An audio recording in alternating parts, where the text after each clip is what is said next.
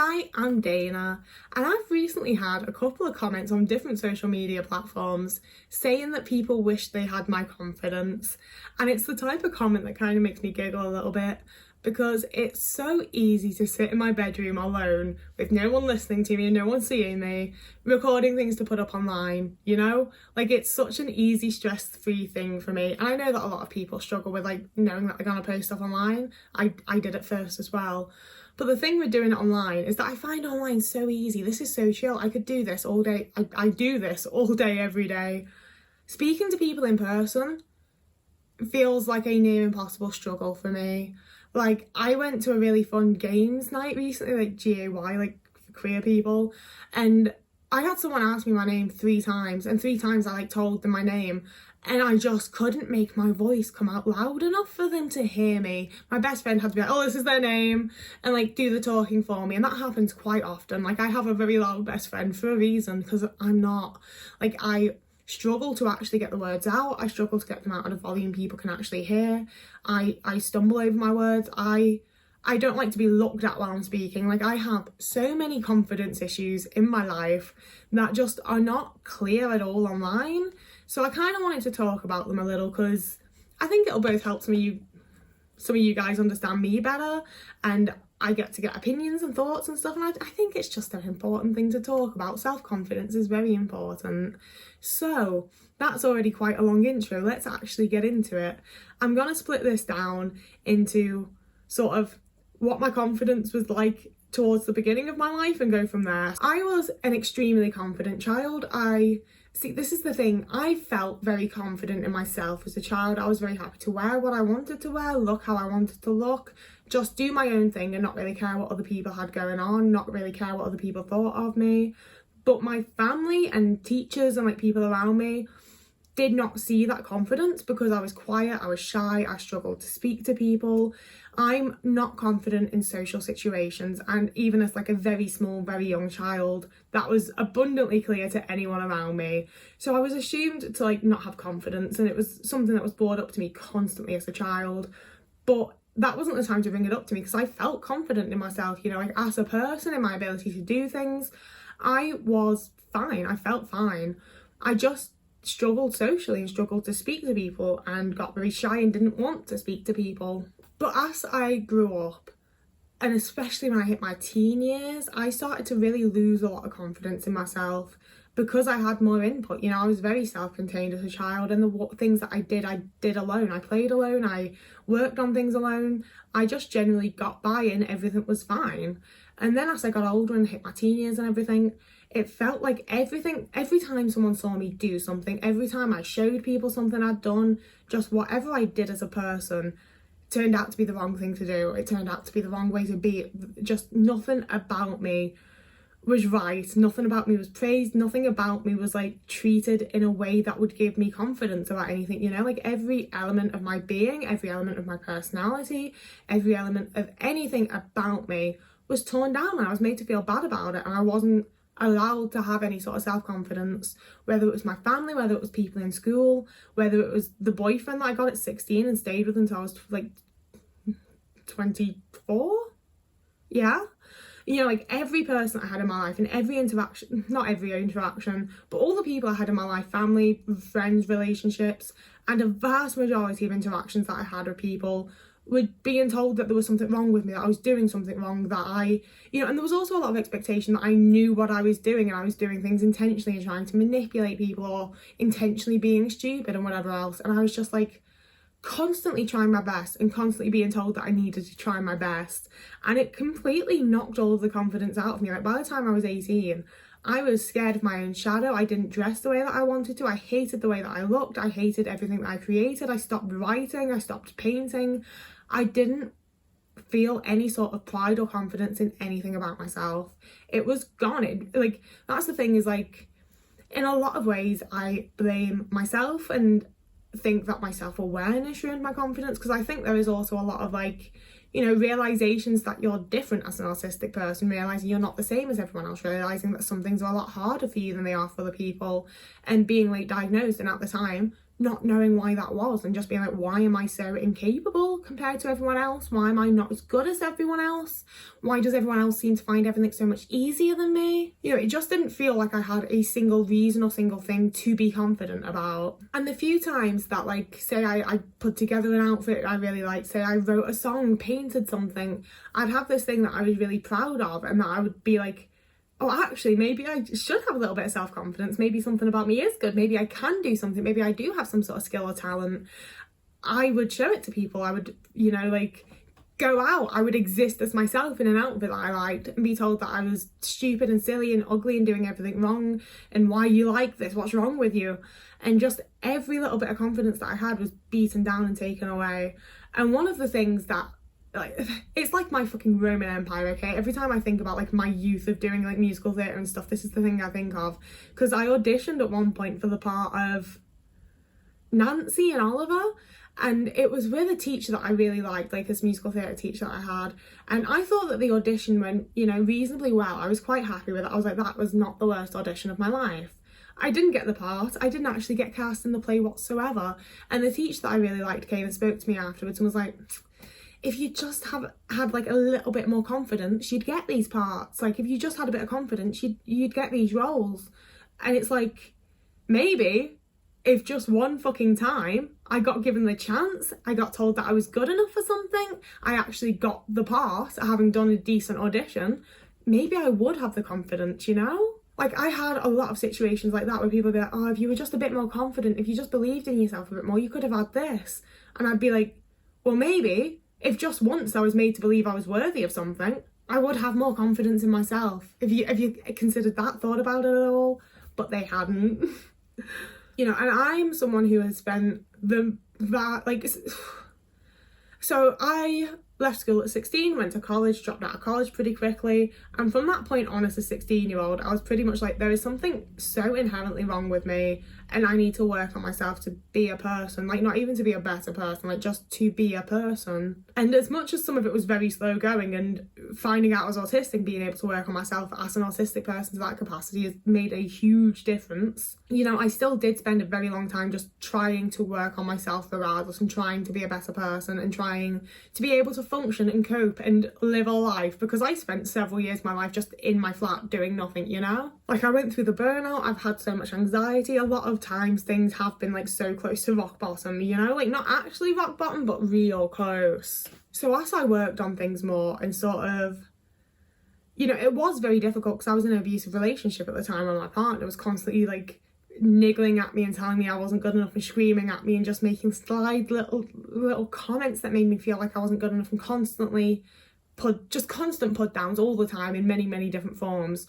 So as much as I was trying to work on myself and not really noticing that obviously had a huge impact on my mental health and the way that I perceived myself and thought about myself and my confidence levels. So I worked real fucking hard, and it so often felt like the whole 2 steps forward, 1 step back. And I got to a point where, and I still am here to some degree, like, not entirely, but to a point for sure, this place of, like, I'm confident enough, you know, I have some degree of confidence that I'm not a bad person. This is the thing, I don't want to, like, sound like I have an ego. I try really hard. See, that's the thing, I don't even try really hard. I think that my base reaction most of the time is to be a nice person. You know, I'm confident that most people won't think I'm terrible. I believe I have decent enough traits as a person. I try to be nice to people. I try to make people feel at ease. I want people to feel good about themselves regardless of who they are. I try not to judge people. If I do judge people, I try to at least not let that be an outward judgment and an outward perception of them. You know, I don't overly dislike myself as a person anymore. I still think I have things to improve. I still have a lot of issues and anxieties and general self-hatred. Like, I've not perfected anything, but, you know, I have some degree of confidence in myself, was the first thing I said, and maybe the most true thing I've said there. You know, in myself as a person, I'm like, I'm a good friend. I try to, like, treat people who've been here. I've said this stuff. You get what I'm saying? But I have no confidence in my abilities. If someone was like, oh, Dana, write us a song. No. I've been writing songs since I was, like, 12, and I know I'm not a musician. I know I'm, you know, see, this is what I mean. But, like, despite the thing of, like, I know that some of my songs are kind of fun and kind of catchy, I still have like no actual faith in my ability as a songwriter. Every single time I'm like, well, that's a fluke, innit? You know, I made a bunch of presents for my friend for her birthday, and even then I was like, oh, this could be like so much better. I've got good concepts, but the actual like, what's the word? Yeah, I had a good concept, but the actual production of the item, you know, if I had skill, it would have all been so much better. I so often have these really good ideas. Like, I have confidence in the ideas I have, but I have no confidence in my ability to execute them. That's the word I was looking for, the execution. Like, I know that I have good ideas. Like, genuinely, I think I have good ideas. I think my brain is a quite creative, quite unique one. I can think outside the box. I have confidence in like myself and my ideas and me. I have zero confidence in my ability to execute anything, like doing a job, helping friends, anything that I do where I'm having to actively do something panics the fuck out of me because I have zero confidence in it. You know, and I think that also applies to my younger self in situations like being told like, oh, if you just had more confidence, you'd have gotten the part. Because I had decent enough confidence in myself. I didn't have confidence in my singing and my acting and my dancing abilities, and that it feels like the best like example I can give you for like just everything, you know? Like, when I apply for jobs and I don't get them, I'm like, probably for the best, my dude. I don't reckon I could do it. You know?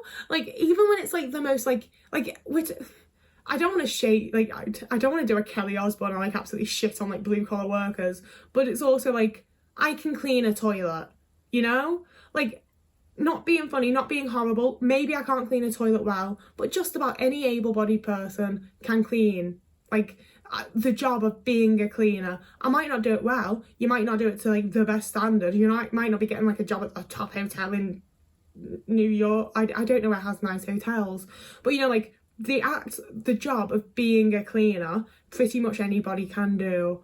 I have zero confidence in myself to be able to do it well, to be able to do it to like the standard of the people around me, to be able to actually maintain that job as a cleaner.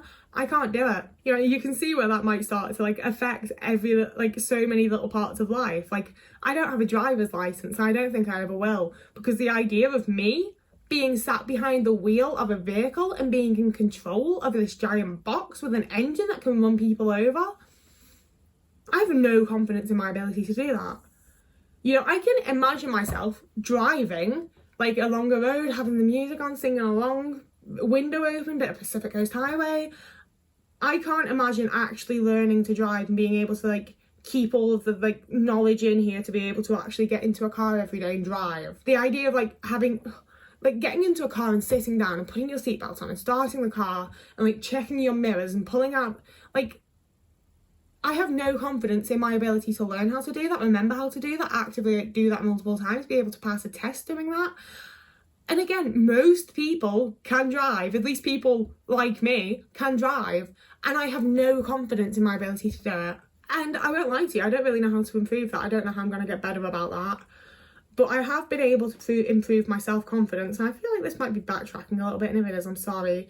But just to like round off the end of the video here, I obviously have been able to like build up my confidence, especially having been in like abusive relationships and having been through trauma and having neglectful parents and just like all the little bits of my life that you can trauma dump about. I feel like if I speak about like any part of my life beyond last year, I'm trauma dumping, and even then it was only from like March of last year that it's been decent. You know, you don't have to know that much about me to be like, that bitch needs to build up some confidence.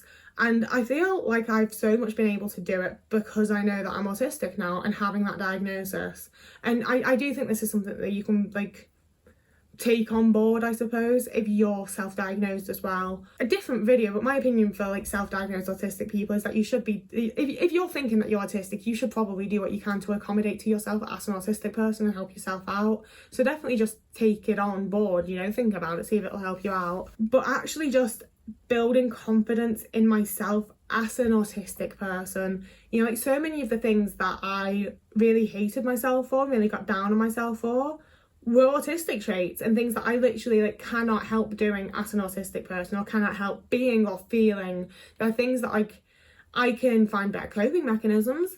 I can, you know, not put myself in the situations where those things happen or where I feel that way, but I can't actually just stop having autistic traits, you know, like I am an autistic person. That's sort of what makes me an autistic person, is having autistic traits. I can't make them go away. But building up confidence within those traits and confidence in myself as an autistic person who has those traits as a part of my personality has been the main way to go about it for me. And honestly, like, I'm a big TV and movie autistic. Like, I've based so much of my masks, so much of my everything on like favourite characters in TV shows and movies. That's sort of what I do. I'm not saying it's healthy, I'm not saying it's good, I'm saying that's how my brain works. So one of the easiest and best things for me has been watching things that have representations of autism in them and autistic characters in them. One of the earliest autistic characters that I saw on my like autism journey, I suppose, was Arbed in Community. And having someone who, like, yeah, he's weird, yeah, he's a bit of a weirdo, everyone loves him, everyone adores him, like, he gets on so well with people still, like, people accept his quirks and accept his weird autistic things, because they are autistic things, you know. Being able to see autistic characters who progress and are loved and accepted within the shows that they're in, and just generally seeing positive portrayals of autistic people with autistic traits, and being able to be like, I can have self-confidence and be a decent person as an autistic person with autistic traits too, you know. And I know that's not how it's going to work for everyone. I know that that's because, like, my brain is, like, so wired to, like, absorb and process things better from television. I don't know why, it's just the way I am. I might explore why at some other point, that could be fun. But for now, that's what I wanted to say in this video. That was all the goss that I had.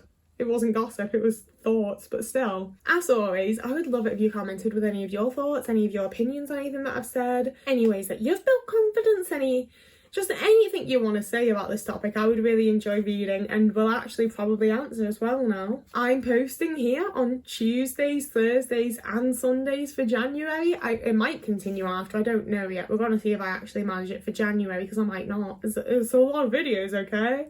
Like, going from 1 a week to 2 a week was a big thing for me, and now we're going up to 3. But it's only for a month if I can't maintain it, you know, so it's cool, it's chill. But you will be seeing so much more content from me if you would like to subscribe. You can also like this video.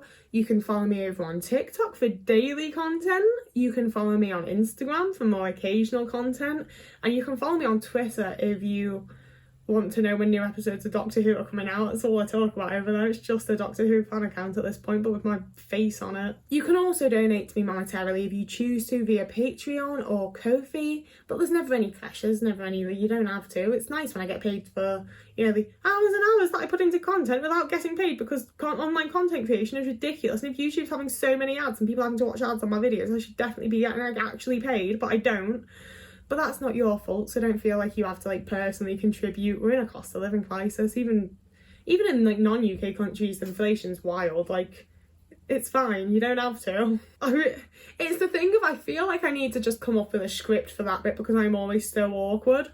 But if I come up with a script for it, it doesn't feel genuine anymore. Like, it really feels like I'm just, like, telling you to give me money, and I don't want to do that. So every single time we are just going to have to deal with me being like, you can give me money, but you don't have to give me money. If you did give me money, it'd be really nice. But you don't have to. It's fine if you don't. Yeah, I know that. A lot of us don't even have money. So I am going to go now. So whoever you are, I feel like I'm so much more, like, chaotic and, like, off the tracks when it's late.